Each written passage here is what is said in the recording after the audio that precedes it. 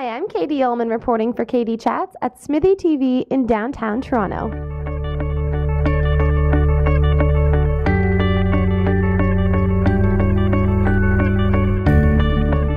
I'm here with writer-director ISAAC CRAVIT of Solo. How does it feel to have the film coming out tomorrow?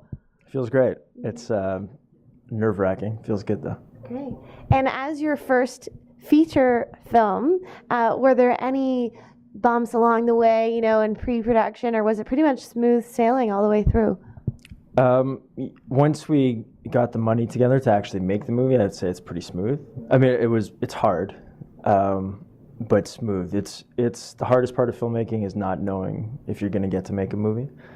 So before the years before we even got into pre-production were tough, just in terms of having stick-to-itiveness or whatever to think this might happen, just having the faith that it'll happen. But once we got the money, it was great. And you got an amazing cast on board, including Annie Clark from Degrassi, and everyone's terrific. How did you go about the casting process? We had a casting director named Marjorie Lecker, and she was really, really helpful. And so it was pretty standard. We had held auditions, and everybody came in and read, except for Daniel Cash. We just met him for a drink, and he's awesome, and that came across in that meeting. But even Annie came in and read, which was really generous, I thought, because she didn't have to necessarily, because we're sort of an unproven unknown. So they read, and everybody was amazing. What was it like for you going up north to Muskoka and Algonquin? Were you afraid of the wilderness, or were you super comfortable? Well, we shot the whole movie. We shot in 3 weeks. The first 2 weeks we were actually in Scarborough in a park.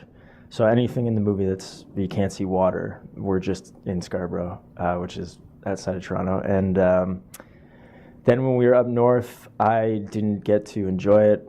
I was focused on the movie, but I feel like the crew and the cast, everybody probably had a good time. It was beautiful, but I was just in a room working. If we wrapped, I was up working. Yeah. And tell me a little bit about the inspiration from the film stemming from a campfire conversation. We weren't going to talk about this. I know. It was so interesting. I initially got the idea for the movie. I was up north at somebody's cottage, and somebody told a story about a girl that goes camping alone, and she has a camera, and she comes home, she gets her pictures developed, and finds all these pictures that she didn't take, basically, on her camera. So somebody else had gone into her tent. And it turns out that's just like an urban legend that people tell. But it got me thinking about how you could maybe make an effective movie just on a very small scale. And so I was sort of inspired by how makeable that idea was. And that's not in the movie at all, but that was sort of like the beginning of me thinking about a girl going into the woods, and that's a genre I like. So. And as a filmmaker, how did you go about creating such suspense in the film? I don't know, is it suspenseful?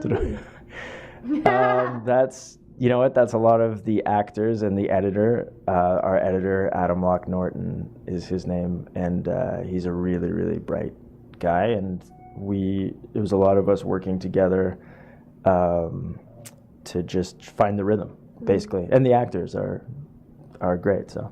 And while you were on set working with the actors, is there specific sort of techniques, or did you have many conversations before you went to camera about characters and how you wanted it to play out? Not a ton. I don't have a lot of experience working with actors. I feel like I probably got a lot better during the course of the movie, and all the actors generally on the movie had more experience than me. So I hope, I don't know what they said, I hope I sort of stood back and let them act. I would say things to Annie like, you might want to, this is probably intense right now. I wouldn't want to tell her how to feel, but I'd be like, this situation seems like it might be intense, so however you want to, just to get her. But, she's like an incredible pro, so I didn't have to do much. Cool.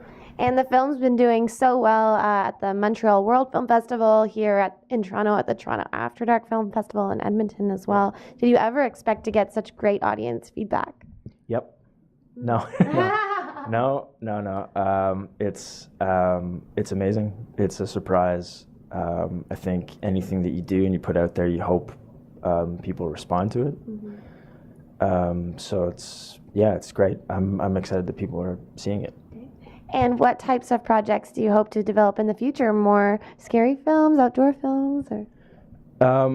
I wrote another kind of thriller movie, but I'm also trying to develop some TV. I've written some TV shows that aren't in that genre, that are more maybe comedy or drama. And I don't know, just telling stories. It doesn't have to be, it's not specific to a tone or a genre. It's just if it feels like a story that I would want to see, or that I think I could tell in a unique way. Great. And where is the best place for us to find out more information on you and to follow you, and also to find out more information on the film, which is opening tomorrow on February 28th online? The film, we have a Facebook page.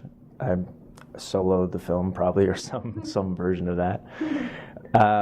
And from there you can find links to the trailer and whatever else you might want to find. Annie has a Twitter, and she's got a ton of fans, so I would follow Annie Clark on Twitter. And me, you can't really find me. I got to get onto social media. Great.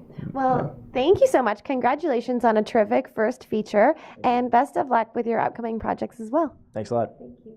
I'm Katie Ullman reporting for Katie Chats in downtown Toronto.